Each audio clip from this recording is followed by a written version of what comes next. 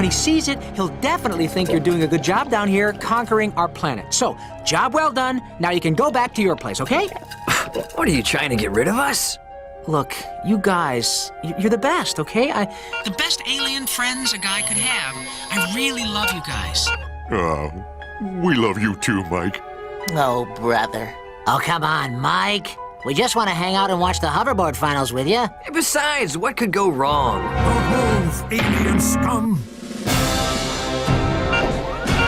You had to ask. You move.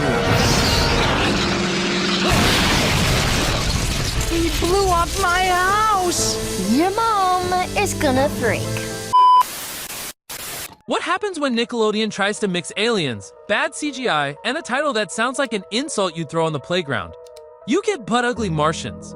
But was this the absolute bottom of the Nickelodeon barrel, or was it just misunderstood? Let's really break this down. Because when Butt-Ugly Martians dropped back in 2001, Nickelodeon thought they had something fresh on their hands, like they were stepping into the new millennium with cutting-edge CGI and a concept that could rival the big dogs.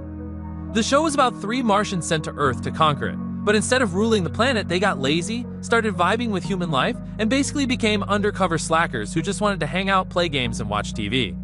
On paper, it sounded like a goofy twist on the whole aliens invade Earth storyline, and maybe if it was done right, it could have worked. But here's where Nickelodeon fumbled the bag. First, the CGI animation was rough. I'm talking early PlayStation cutscene rough, with movements that felt stiff, eyes that looked lifeless, and character designs that made you wonder if the creators ever stopped to ask themselves, would kids actually want to look at this for 30 minutes straight?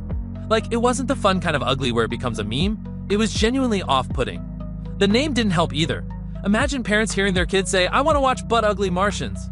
It sounded more like an insult than a cartoon title, and that branding was a hurdle from day one. Nickelodeon pushed it hard, with toys, video games, and merch, but the problem was the audience wasn't feeling it. Kids tuned in once or twice out of curiosity, but the jokes weren't funny, the writing wasn't sharp, and the vibe felt forced. Compared to shows like Jimmy Neutron, which dropped around the same time and nailed CGI in a way that was actually watchable, Butt-Ugly Martians looked dated before it even got going. And you know how Nickelodeon was in the early 2000s, they had a stacked lineup with SpongeBob, Fairly Odd Parents' Rocket Power, and Invader Zim. Against that kind of competition, Butt-Ugly Martians never stood a chance. It only lasted 1 season with 26 episodes, and while technically it completed its run, nobody was begging for season 2. The critics roasted it, fans forgot about it, and the merch flopped so hard you'd probably only find those toys sitting in bargain bins or garage sales today.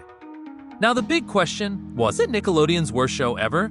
Honestly, it might be in the conversation, not because it was the absolute most offensive or the biggest failure, but because it was so aggressively mediocre in a time where Nickelodeon was firing on all cylinders.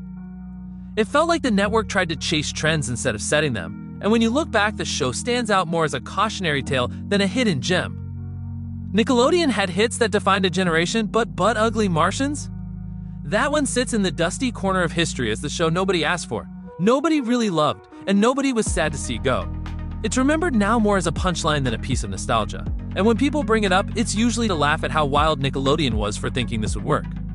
So at the end of the day, Butt-Ugly Martians wasn't just ugly in name, it was ugly in execution, and that's why it's one of the most forgotten experiments Nickelodeon ever put on TV.